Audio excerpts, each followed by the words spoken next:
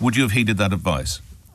Well, this is complicated. Would you have heeded that advice, Mr. Miliband? Well, I wouldn't have appointed Peter Mandelson in the first place, No. as you know, because I sort of parted company with Peter Mandelson about 15 years ago when I became a Labour leader. Just on the point about Lord Case, it's really, really important to say this. Chris Wormold looked at the whole process and said the normal process was followed. Now, how can you say that? Because the normal process, with Lord Case writing to the Prime Minister, please let us know who your choice is so we can vet, that was the process that he requested, and the Prime Minister chose to ignore it. That wasn't the normal process, but the process was a bad process. But can I just say, Nick, just to be absolutely clear with you, Peter Mandelson should not have been appointed. No. This is a very damaging episode for the government. I know that Keir Starmer knows that, and lessons have to be learned about who gets appointed to top jobs and the processes that are followed. Absolutely. But surely Diane Abbott, your former colleague, nailed it when she said, why didn't he, the Prime Minister, ask about the vetting? Why this lack of curiosity?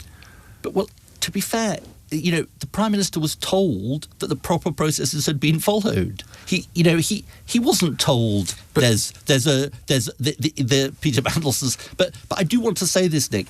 Keir Starmer has held his hands up. It's not true that he's simply blaming everybody else. It's just not true. It was meant to be the moment that the Prime Minister would set right exactly what happened over the Mandelson affair, but did it, like me, leave more questions than answers? Questions such as, he was keen to express his sympathy for Epstein's victims, but why on earth did he appoint him in the first place?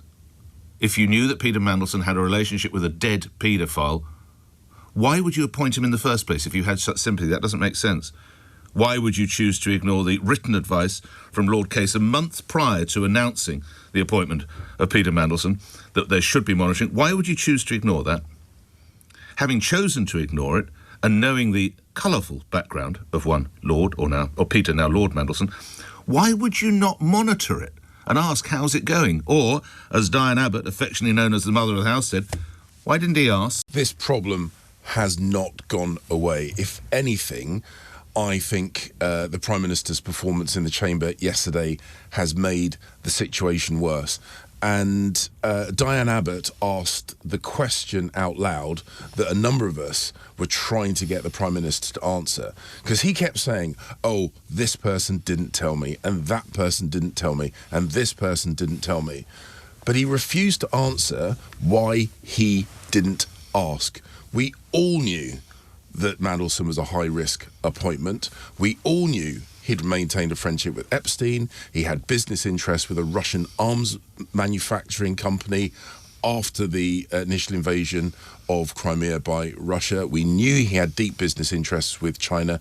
We knew that he was a security risk. This was public domain information. If we're going to be generous, we can say he inadvertently misled the House. But the fact is, he misled the House. Peter Kyle said when interviewed a couple of months ago, he basically said, look, we all knew that Mandelson was a high-risk appointment, but we all thought the risk was worth it. That was the line that they were taking. Now that that appointment has blown up so spectacularly, somehow they're trying to revisit their justification by saying, oh, nobody knew that Peter was a potential security risk. Today, with Sir Ollie's evidence to the Select Committee and the emergency debate that Kemi has demanded, we're going to see just how tissue paper thin that excuse really is.